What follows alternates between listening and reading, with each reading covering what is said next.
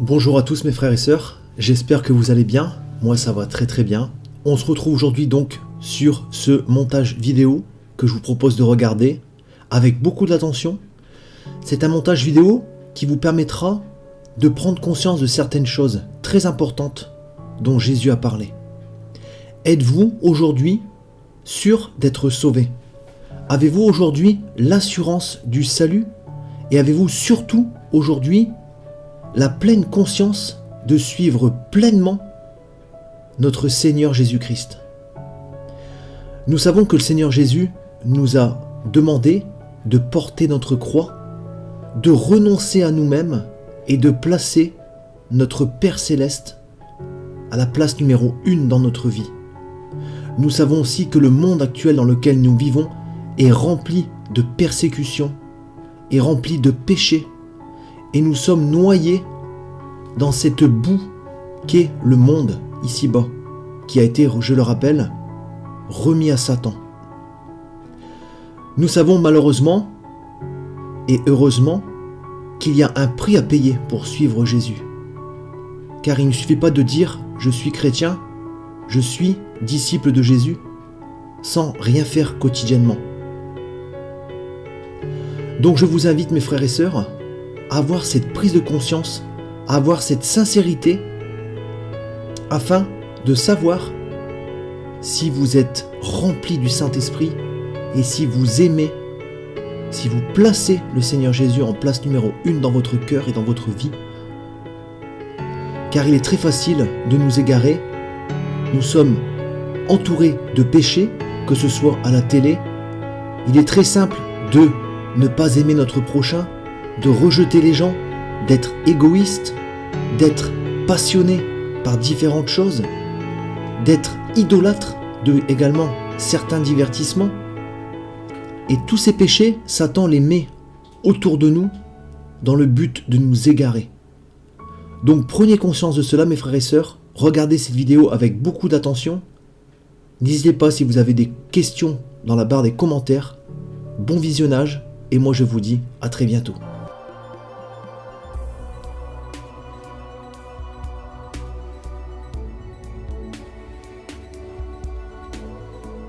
À l'heure d'aujourd'hui, 200 millions de chrétiens sont en détresse dans le monde. Un chrétien sur 10 souffre.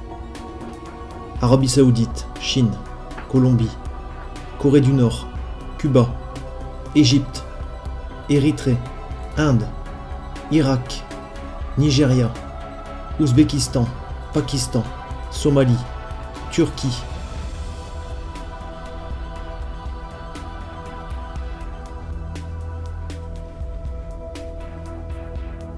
Réduits au silence, assassinés, réprimés, persécutés.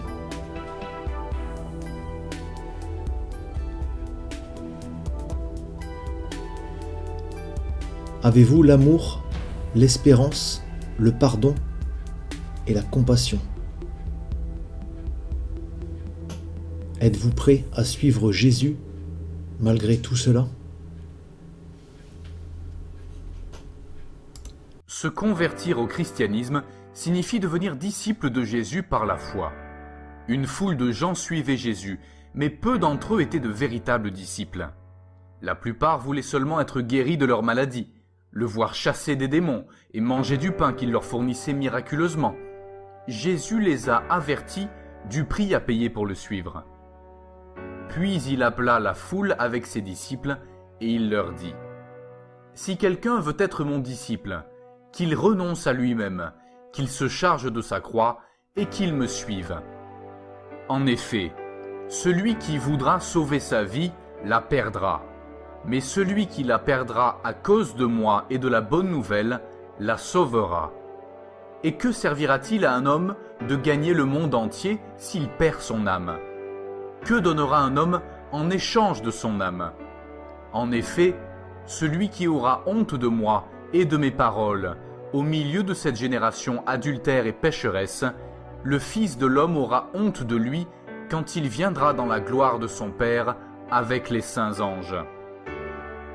Suivrez-vous les désirs de votre propre chair, ou renoncerez-vous à vous-même pour suivre Jésus? Êtes-vous attaché à votre vie terrestre ou à la vie éternelle? Au bien de ce monde ou au salut de votre âme? Craignez-vous davantage d'avoir honte de Jésus ou que Jésus ait honte de vous? On poursuit ce qui compte pour nous. Vous allez au travail et travaillez dur parce que vous attachez davantage d'importance à la récompense d'un salaire qu'au plaisir éphémère d'une journée passée à la maison devant la télévision. Si Jésus vous appelle, suivez-le en sachant qu'en perdant votre vie terrestre, vous obtiendrez la vie éternelle. Êtes-vous prêt à suivre Jésus? Vous devez d'abord calculer le prix à payer. Suivre Jésus vous coûte votre vie. Jésus a dit que vous deviez renoncer à vous-même et porter votre croix. Celui qui refuse de porter sa croix ne peut être un disciple de Christ. Suivre Jésus peut vous coûter votre famille et vos amis. Jésus a dit qu'il est venu apporter la division entre ses disciples et leurs familles, leurs amis et le monde. Celui qui ne hait pas sa famille, c'est-à-dire qui la préfère à Jésus, n'est pas digne de Christ. Suivre Jésus peut vous coûter vos biens. Jésus a dit à un homme riche qui pensait fièrement qu'il était assez bon pour aller au ciel: « Si tu veux être parfait, va vendre ce que tu possèdes, donne-le aux pauvres, et tu auras un trésor dans le ciel. Puis viens et suis-moi. » Malheureusement, cet homme était davantage attaché à ses richesses qu'à Jésus. Suivre Jésus peut vous valoir la persécution. Les chrétiens doivent s'attendre à la souffrance, qui est normale pour qui appartient à l'homme de douleur. Jésus a même qualifié les persécutés d'heureux et ajouté: « Réjouissez-vous et soyez dans l'allégresse, parce que votre récompense sera grande au ciel. » De tout temps, le peuple de Dieu a été persécuté. Les prophètes de l'Ancien Testament ont été insultés, torturés et tués. L'histoire nous apprend que 10 disciples de Jésus ont été exécutés pour avoir prêché Christ. D'après la tradition, Pierre a insisté pour être crucifié la tête vers le bas parce qu'il s'estimait indigne de mourir de la même manière que son Seigneur. Il a pourtant écrit dans sa première lettre: « Si vous êtes insultés à cause du nom du Christ, vous êtes heureux parce que l'Esprit de gloire, l'Esprit de Dieu repose sur vous. » L'apôtre Paul a été emprisonné, battu, a fait naufrage et a été lapidé de nombreuses fois pour avoir prêché Christ. Mais il considérait ses souffrances comme indignes d'être comparées à la récompense dont il savait qu'elle l'attendait au paradis. Suivre Jésus n'implique pas forcément de perdre vos biens, votre famille, vos amis et votre vie. Mais êtes-vous prêt à payer le prix si cela arrivait? Bien que le prix à payer pour être disciple paraisse élevé, la persécution implique une récompense terrestre aussi bien que céleste. Le Seigneur est présent aux côtés de ceux qui croient en lui, même dans la persécution. Il connaît leurs limites et leur fait grâce. La récompense dépasse largement le prix à payer pour suivre Jésus. Jésus a souffert et est mort sur la croix pour prendre sur lui la punition des péchés de ceux qui croient en lui. La foi en le Seigneur Jésus est le seul moyen d'être pardonné et d'avoir la vie éternelle. Bien que la persécution n'ajoute rien à l'œuvre parfaite de Christ pour le salut d'un croyant, un véritable croyant doit suivre Jésus à travers la souffrance. De fait, c'est à cela que vous avez été appelés, parce que Christ aussi a souffert pour nous, vous laissant un exemple afin que vous suiviez ses traces.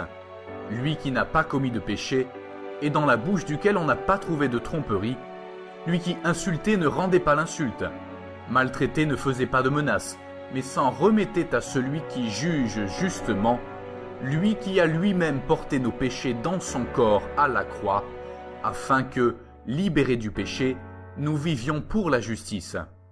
C'est par ces blessures que vous avez été guéris.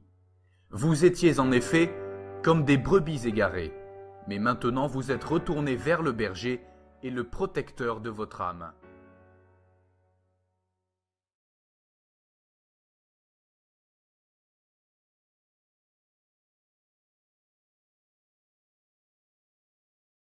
Tout pouvoir m'a été donné dans le ciel et sur la terre.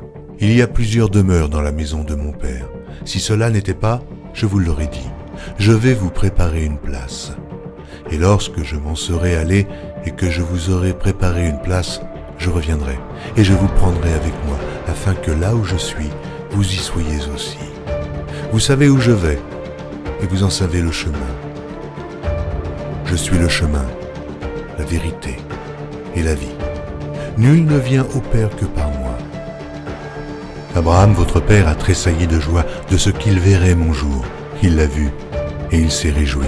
Si vous me connaissiez, vous connaîtriez aussi mon Père, et dès maintenant vous le connaissez, et vous l'avez vu. Et je vous le dis, avant qu'Abraham fût, je suis. Il y a si longtemps que je suis avec vous.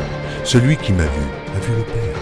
Les paroles que je vous dis, je ne les dis pas de moi-même, et le Père qui demeure en moi, c'est lui qui fait les œuvres.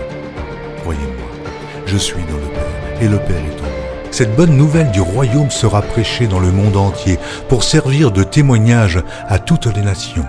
Celui qui croira et qui sera baptisé sera sauvé, mais celui qui ne croira pas sera condamné.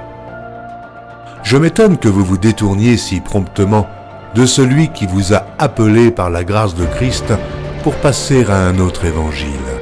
Aucun mensonge ne vient de la vérité. Sinon celui qui nie que Jésus est le Christ, celui-là est l'antéchrist, qui nie le Père et le Fils. Quiconque nie le Fils n'a point non plus le Père. Quand un ange du ciel annoncerait un autre évangile que celui que nous vous avons prêché, qu'il soit anathème.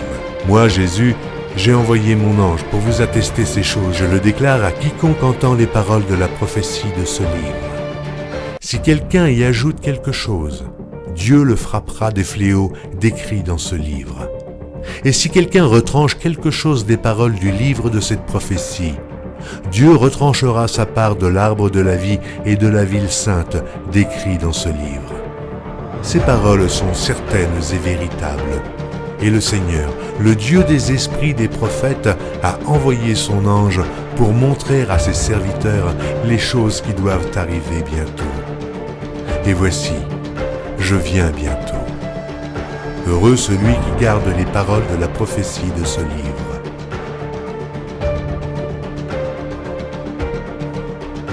Voici, il vient avec les nuées, et tout œil le verra, même ceux qui l'ont percé. Et toutes les tribus de la terre se lamenteront à cause de lui. Oui. Amen.